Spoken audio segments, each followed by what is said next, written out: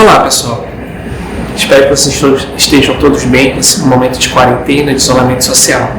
Você é aluno do Mar Celeste, vamos trabalhar nossa disciplina de Biologia justamente para o primeiro ano e nós estamos trabalhando a citologia, que é o ramo da Biologia que vai estudar a célula.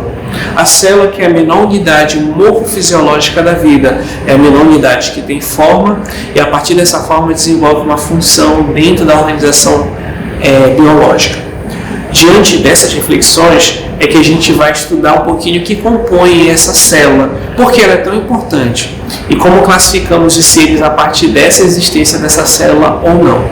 Então, desde já, vamos para cá. Nesse sentido, a citologia começa com a parte mais externa, e essa parte mais externa é chamada de membrana plasmática. Ela determina o limite territorial da célula. Ela vai garantir o final, o que vai demarcar os espaços geográficos da célula.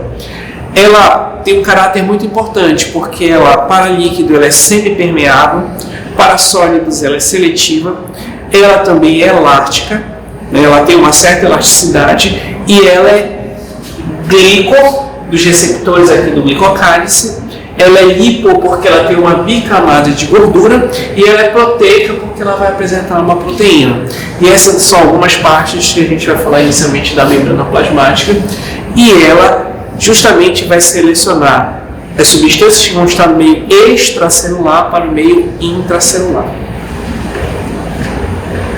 Outro ponto interessante é a classificação, tá? Seres que apresentam células são chamados de seres celulares. Aí nós podemos ter aquele indivíduo que tem uma única célula, que ele vai ser chamado de unicelular, ou aquele ser que tem várias células, que ele vai ser chamado de pluricelulares. Entretanto, vai ter que ter seres vivos que, dependendo do critério avaliativo, dos critérios a serem adotados, eles são acelulares. Eles apresentam vida, mas não constituem célula. Aí você pode perguntar, como assim, professor? Se você colocou lá no início que todo ser vivo é constituído por célula.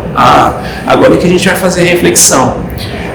Tudo depende de critério. Para a ciência, não existe assim o mais certo ou certo. Tudo vai ser analisado a partir de um conjunto de critérios. Então vamos analisar esses critérios para determinar se os vírus são seres vivos ou não. Então vamos lá. Analisa comigo.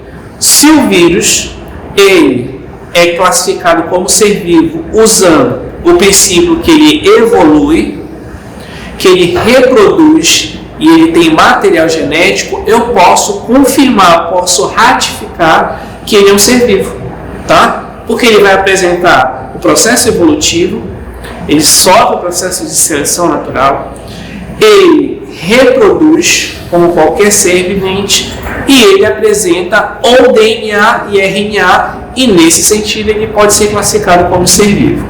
Agora, se eu adotar o critério que é a presença de célula, aí eu posso dizer que o vírus não é um ser vivo, porque ele não tem célula, mas ele é um parasita obrigatório celular. Diante dessas reflexões, é o nosso medo que estamos acontecendo agora no mundo, o processo de pandemia. O coronavírus, ele é um vírus de RNA, olha o material genético dele, e ele vai parasitar nossas células nas nossas vias respiratórias.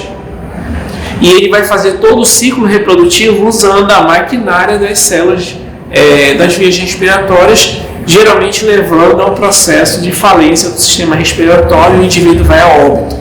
Então, partindo desses critérios da ciência, que a gente pode ter uma reflexão de como é que podemos analisar e o que são cobrados nos processos seletivos, no Enem, e agora que você tem uma leitura muito mais crítica da nossa realidade. Partindo desse sentido, nós temos o seguinte, nós temos aqui uma célula hospedeira. Eu posso ter um vírus de RNA, como exemplo do bacteriófago, ele introduz o material genético, vai ocorrer, no caso, o processo de replicação, de duplicação do material viral, a formação de novas cápsulas virais para formar um novo vírus. Mas também temos o vírus de RNA, como o corona, como o HIV, como o vírus da influenza, o HN1. São vírus que também vão haver a maior diferença de adentra a célula ele transfere o material genético para o DNA humano, que no caso vai fazer a replicação de novo material genético, vai construir novos vírus e a célula não vai aguentar e vai sofrer uma lise, a célula estoura, que vai dando o processo infeccioso da doença, né? A manifestação da característica virulenta dele. Então, o que é interessante? Os vírus constituem material genético, ele reproduz e ele sofre o processo de evolução, tá? E ele é um parasita, por ele não ter célula, ele é um parasita obrigatório intracelular. Ele precisa parasitar uma determinada célula. Uma observação muito pertinente. Os vírus, eles não parasitam qualquer célula. Eles parasitam células específicas. Por quê? Porque naquela célula é que vai conter justamente os aminoácidos para formar as proteínas necessárias para a construção, a confecção de novos vírus daquela linhagem. Então, por exemplo, um vírus como o coronavírus, que usa as vias respiratórias, ele dificilmente vai encontrar o que ele precisa nas células do fígado, nas células hepáticas, tá? Não significa que não possa ocorrer, mas não é de preferência, tá? É uma questão de preferência do que é disponível para o vírus. Por isso que ele tem todo esse cuidado a partir dos receptores da membrana. Lembra lá do glicocálise, né? A partir da membrana, tá? Dos receptores da membrana, ele vai encontrar as células específicas para que ele consiga desenvolver seu ciclo reprodutivo. Outra coisa interessante é a classificação das células. Quanto à organização do núcleo, se a célula é desorganizada, o material genético é disperso no citoplasma, eu classifico essa célula como procariótica ou procariontes. E aí a gente vai desmembrar o significado dessa célula procariontes. Ontes vem da ciência chamada de ontologia, estudo do ser. Cário vem de núcleo, né? Carioteca, membrana nuclear. Cário. E pró vem de primitividade, então são seres que apresentam cário, núcleo primitivo, tá? Aí nós temos o reino monero, o reino das bactérias. Aí eu tenho as cianofícias, né? As algas azuis. Eu posso ter as microbactérias, a Escherichia coli.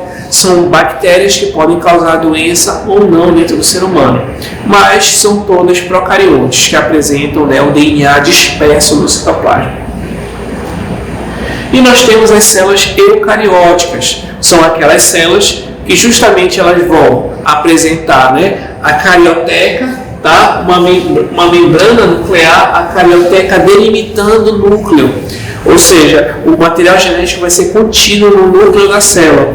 Então nós temos eucarióticas ou eucariontes, ontes de ontologia, ser, cário, núcleo, eu quer dizer verdadeiro, ou seja, um ser que apresenta um núcleo celular verdadeiro. E aí, nesse sentido, nós temos aqui dois casos de seres procariontes, né?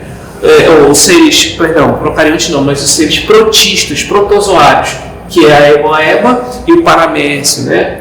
E aí, nesse caso, nós temos os casos. Quem é eucarionte? Reino protista, reino fungi, reino metáfita ou reino plantê e reino animalia ou metazoa, tá? Então, resumindo, quem é eucarionte?